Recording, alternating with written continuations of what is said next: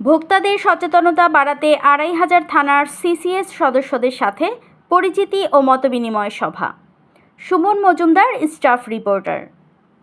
নারায়ণগঞ্জ জেলার ২৫০০ থানায় ১০ই জুন ২০২৫ মঙ্গলবার বিকাল ৪টায় ২৫০০ সরকারি সফর আলী কলেজে কনসাস কনজিউমার সোসাইটি সিসিএস ভোক্তা অধিকার ২৫০০ সদস্যদের পরিচিতি ও মতবিনিময় সভার অনুষ্ঠিত হয়। উক্ত অনুষ্ঠানে পরিচিতি ও মতবিনিময় সভায় প্রধান অতিথি হিসেবে উপস্থিত ছিলেন সিসিএস নারায়ণগঞ্জ জেলা কোঅর্ডিনেটর মনিরুল ইসলাম মনি। বিশেষ অতিথি হিসেবে উপস্থিত ছিলেন সাংবাদিক মোহাম্মদ নজরুল ইসলাম, সাংবাদিক সুমন মজুমদার, প্রভাষক রবিউল হাসান, প্রভাষক মোহাম্মদ হারুন ওর রশিদ, রেজওয়ান রাব্বি, হাবিবুর রহমান হাবিব, সিনহা নিশাত, সাংবাদিক নাফিস ইকবাল বিপ্লব, রুবেল হক, আবু তালহা সরকার, নাজমুল হোসেন জয়, নাদিম ভুইয়া। এছাড়া সভায় আরও উপস্থিত ছিলেন জুবায়ের আহমেদ জিতু, সাকিব সৌরভ, মোহাম্মদ খোরশেদ কাউসার মাহমুদ, মোহাম্মদ সাকিক, মোহাম্মদ সাদ্দাম হোসেন, মোহাম্মদ সাহিব মোল্লা, রাকিবুল ইসলাম তানভীর, মোহাম্মদ এমদাদ হক, মোহাম্মদ জাহিদ মিয়া, মোহাম্মদ জয়নাল আবেদিন জয়, মারুফ মোহাম্মদ রোসান মোল্লা সহ আরও অনেকে।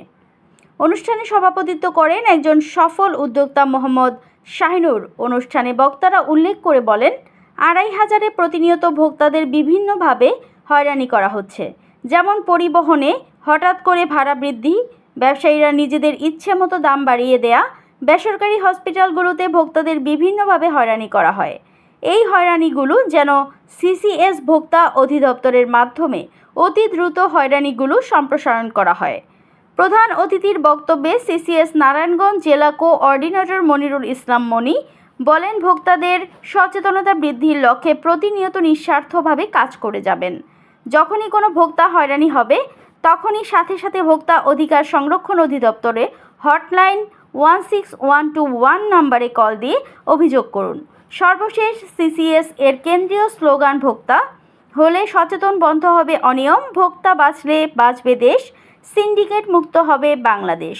এই স্লোগানের মাধ্যমে অনুষ্ঠানের সমাপ্তি ঘোষণা করা হয়। দৈনিক আজকের বাংলা .net